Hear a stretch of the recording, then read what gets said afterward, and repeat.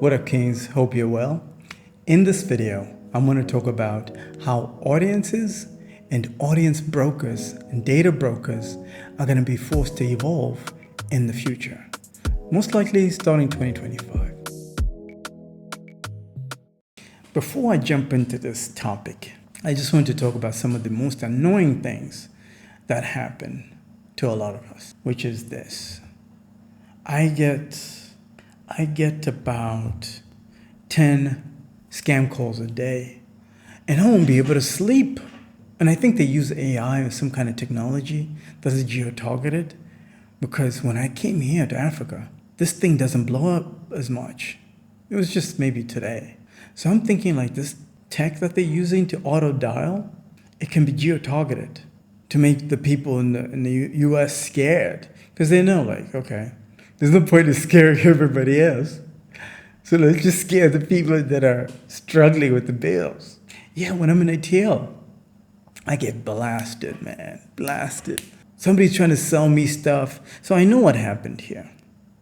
In the news over the last, let's say, 5 years, there's been a lot of scandals of banks, companies, leaking data. You'd hear, oh, this data leaked from this bank, this data leaked from this company. Oh my God, thousands of people's personal information. And I know my personal information is out there too. Fortunately, I know how to move and protect myself from getting scammed out of my whole life savings. But a lot of people are not lucky like that. So that means there's been a lot of distrust lately. There's a lot of distrust in people like me with data collectors. So when somebody comes to me and tries to get my information, I'm like, nah, I'm not giving out anything.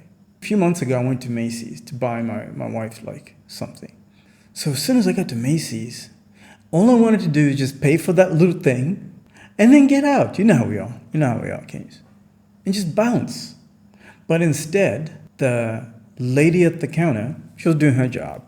She was just doing what she was told by corporate.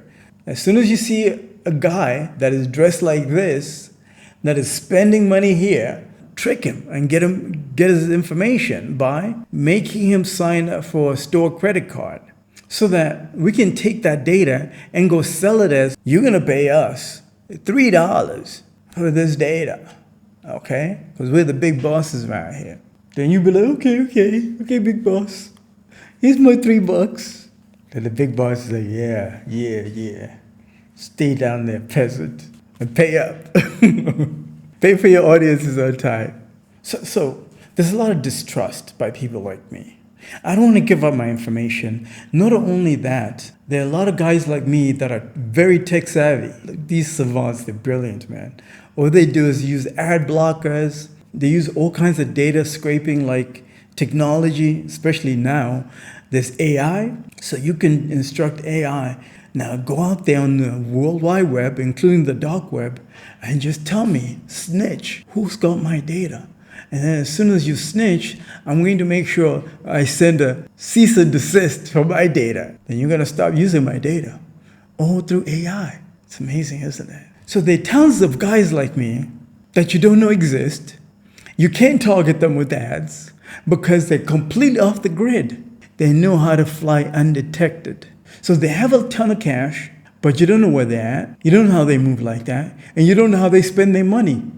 And they want that for a reason, because they don't trust you. I don't know if you guys have been paying attention to the news lately. Elon Musk shut down a bill through multiple tweets on X. Shut down a bill, caused a government shutdown. Look up the story.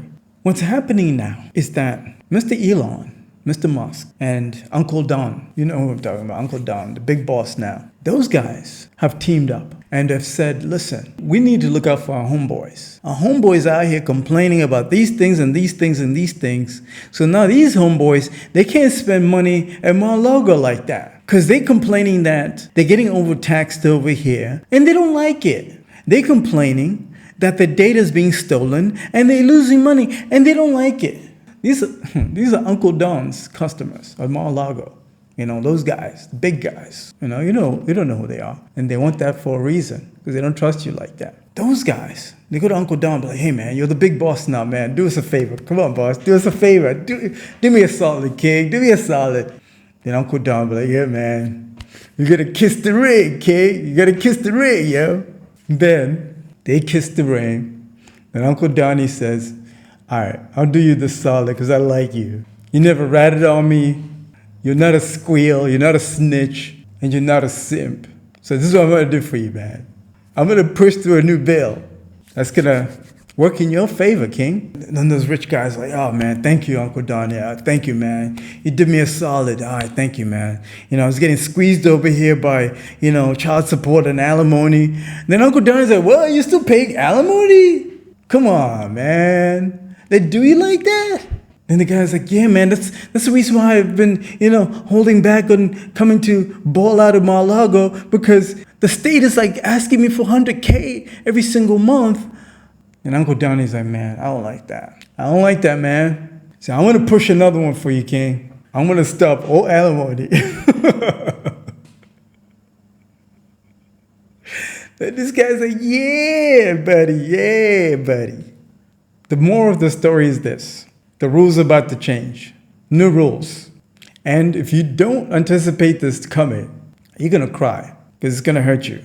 And I truly believe a lot of these data brokers are going to adopt to what I'm speculating is coming. They're going to be forced to show to the public or maybe to the regulators exactly how they acquired that data, whether it was ethical or unethical. I know what you're thinking. How are they going to do that? Blockchain, baby. Blockchain. There's blockchain now. There's a reason why Uncle Don said. There's a reason why he said Elon is a genius. It's very easy for Mr. Musk to just whisper, yo, what would be perfect to ensure that these people stay in line, boss? The blockchain. That's how bosses talk. That's how they share information. Yeah, Don would be like, yeah, that's a great idea. I'm going to make sure we push that through. So just look out for things like that. Just have those things on your radar so that when that news starts to come out, you're ready. You're going to be like, okay, we saw this coming. We're ready. I much prefer to use first-party audiences for my programmatic campaigns.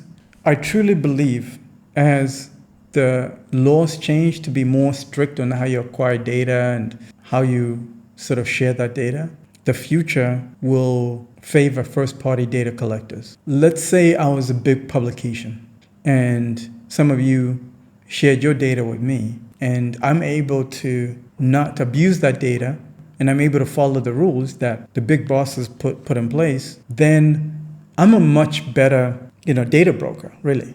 And I think that's where the future is going. Data is going to be broken out into a lot of people's control, but there will still be, the big guys, but there will be less of a monopoly is what I'm trying to say. The laws are just going to be made even more fair so that more players can jump in. Lower barrier to entry, as long as you follow the rules. The reason why I don't prefer third-party data for my campaigns is simply because it's a little rough around the edges. So it's not perfect. Maybe it'll be 100% when it was first party, and then by the time it gets to third party, maybe it's like 50%, quality-wise. A lot of these data brokers, the challenge they will have, which is totally solvable, there's a solution to this. The challenge that they're going to have is that on paper, that third-party audience will be perfect. So let me use the example of somebody that lives in a high-end neighborhood, a rich zip code, wealthy zip code. They might be considered high household income. They might be married. On paper, their household income could be, say, $300,000, $500,000. So they might be considered a high income, high value third-party audience. So since they make a lot of money, they might be able to afford our product. Or will they? With this economy, I am seeing people that make $300,000 that have less money in the bank than I do. That's crazy. I'm seeing a lot of people that make $300,000, $500,000, and they're in debt. Maybe they're a doctor, lawyer. These people got high student loan debts, high mortgages, credit card debts. On paper, like I said, that audience is perfect. But when you dig beneath the surface, look at market conditions, look at how the economy is performing, look at the probability of people being in debt. That couple is probably in debt, probably going through a divorce. Oh my God. God forbid if they go through a divorce. That's even worse now. You might be targeting this audience 6 months after a divorce, 3 months after a divorce. Are they really high income? No, it's not a garbage audience. Understanding those fundamentals of reality, I like to call it reality check. Because a lot of people I've noticed, a lot of marketers, quite frankly, a lot of people, they don't live in reality. This is why a lot of people get jammed up too much, because they wake up to reality sometimes when it's too late. That's why you're seeing a lot of mass panic right now. A lot of people are panicking because they didn't live in reality for the last 5 years, for the last decade. Now they're screwed out here. So it's important as a marketer to look at those fundamentals. Now, if you're ready to level up your programmatic ads, if you're ready to level up your programmatic ad conversions, or maybe you're an agency and you're just looking to figure out how to, start programmatic for your client base, then, schedule time. Let's talk. I'll show you how to set up a very streamlined process. You don't have to hire a whole bunch of people. I'll show you exactly how to set it all up. I'll show you exactly what DSP to use. And you're looking for a team to kind of help you out with the workload. Schedule time. Let's talk. I'll hook you up.